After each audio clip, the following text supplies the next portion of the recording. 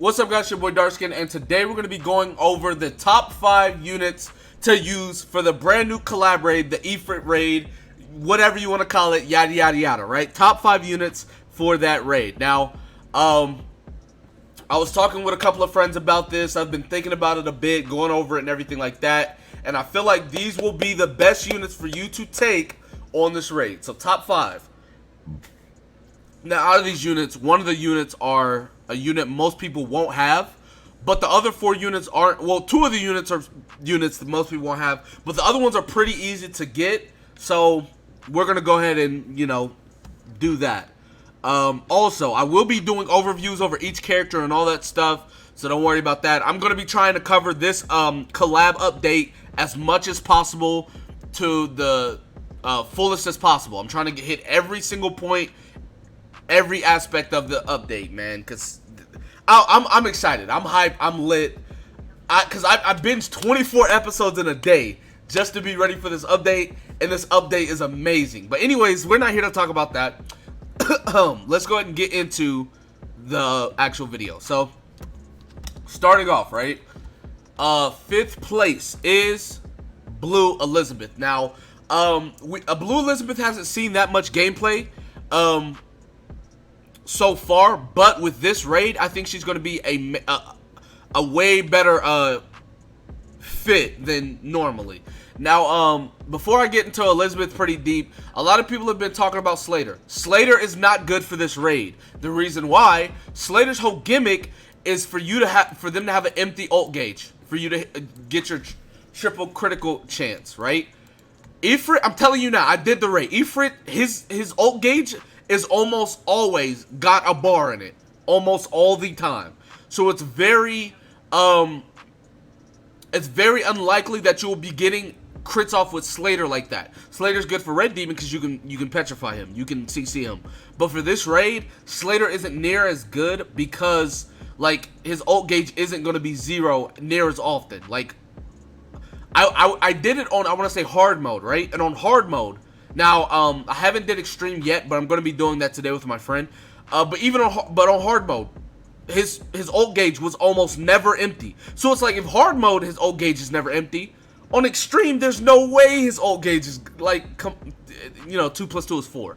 But anyways, so that's why Slater's not on this list. But anyways, 5th place we have Elizabeth.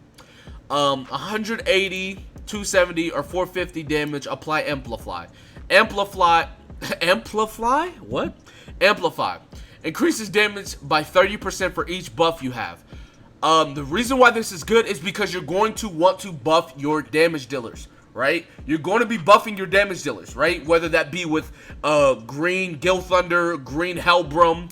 Let's say you have a level 3 Gother card. You're going to be buffing your damage dealers. So with this, you will be doing more damage because of that, right? Now, the second ability, cleanse debuffs on yourself and apply hardening. He does debuff you. He hits you with like what, ignite, I believe. But yes, he will debuff you, so that's going to be good. And hardening, increase patient rate by 10% for 2 turns can stack. That is going to be good because the higher your patience rate, the higher your defense will be. Yada yada yada, etc. etc.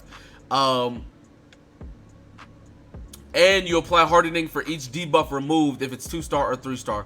And then at 3-star, it's on all allies. Everyone gets it, so that's really good. That's a really good combination with Gother. Ultimate 700 damage, applies rush. Rush ignores defense. Really good. Passive, all allies HP increases by 10% for each debuff on the character. Like I said, he does debuff, so you will be able to get those debuffs taken off. I'm pretty sure he debuffs with the ignite or whatever. So yeah.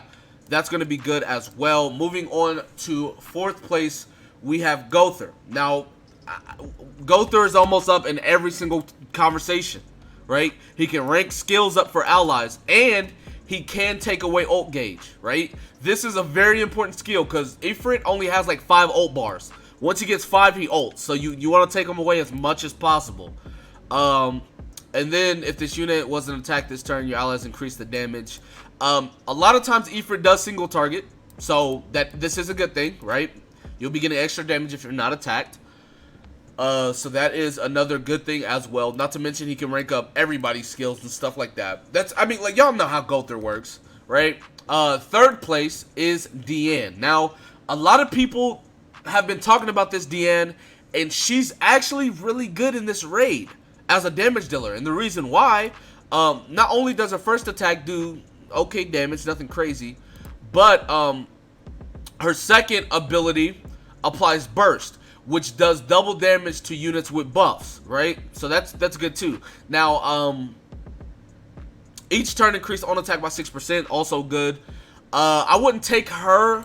Like, if you don't have her built already, there's really no reason to take you. You probably just take somebody else. But, I mean, if you have her built already, by all means, go ahead and take her. I'll put her above Elizabeth, simply because Elizabeth is very hard to come by. Like, if you didn't summon for her, chances are you don't have her. While Deanne is a free unit, right? So, this Deanne right here. This Deanne is a free unit, so that's why I put her third. Now, moving on to second place. Now, second and first place are both actually, what's it called units? The collab units. Now, starting out, second place, we have first skill. Second place, we have SR Rimuru Slime, right? First skill removes buffs and stances of one enemy and deals percentage of attack to them. This is really good because you remove buffs. He does buff himself. So you remove his buffs, and I don't know if he stances, but you remove buffs, and that's the main thing, right? So that's really good as well. The second skill, heal all allies by 300% of attack, as well as providing debuff immunity for 2 turns. So you stop yourself from getting debuffed, and you can heal yourself and your team. So that's going to be really good as well. And he's free. You get him as soon as you log in, right? He's a free unit. Ult, deal 630% of attack as damage to one enemy. Decrease ult gauge by 3. That's really good, just like I said with Gother, because he does ult very often. He only has like 5 ult bars, so he's going to be ulting a lot more than Red Demon and Grey Demon would be. Passive, allies recover 5% of damage health every start of turn. That's very good as well, because he is going to damage you a lot. You cannot CC him, so yeah, him getting damaged is going to be a major factor. I mean, him getting damaged. You getting damaged and healing that damage is going to be a major factor in whether you win or lose this mission. Now, like I said, this guy is a free-to-play unit. I do recommend getting him to UR. I mean, he only takes SR pendants. If it was SSR pendants, I would recommend it. But SR pendants, nobody really uses those as near as much. Like, I probably got like 40 or 50 of them just sitting there. So, yeah, this is very easy to come by, very easy to use. He's definitely good for the raid. You can just build him attack defense because his healing is based off of attack. Moving on to first place, which y'all should already have guessed who it is. It is Rimuru, the Shizu form, human form.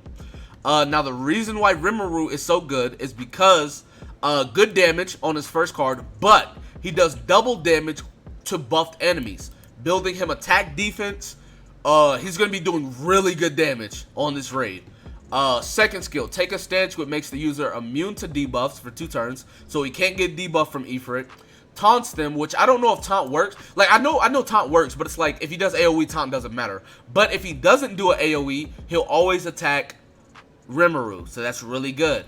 And at the start of next turn, recover 50% of the health that has been lowered. So he's going to be tanking a lot of damage that otherwise your other units would be tanking. So that's good as well. On top of his ult, remove one enemy stance and buffs and deals 490% of attackers damage as well as stunning them for 1 turn. Now, the thing about the stun, you can't stun him, but you can, however, remove his stance and debuff. I don't know if he stands. I'm pretty sure he stances, but I'm not sure. I know he buffs for a fact. He buffs himself for a fact, but I'm not sure if he stances. Anyways, but yeah, so there's that. Now, passive. If hero takes damage, defense-related skills increase by 8% on the next turn. Stacks up to 5 times. That's going to be really good for this raid as well, because you're going to be spamming your second skill. If he's not doing an AoE attack, you want him to attack Rimuru. The reason why is because he's getting HP back every time he's attacked with his second skill. On top of his passive. It's going to be very, very good, very beneficial for you if you take Rimuru bars. Ooh. Sorry, I don't know why I'm so hyped, guys. But anyways, it'll be very beneficial for you if you take Rimuru on this raid and get it done. So those are my top 5. Now, I know somebody's in the comments going to be like, yo, well, Darkskin, I feel like this. Everybody's entitled to their opinion. I'm not saying this is 100% clear cut. It's only first day. We might find some broken shit later on. I don't know. We'll see. Also, Demon Meliodas got hotfixed, his passive. So he might be pretty good for this raid as well.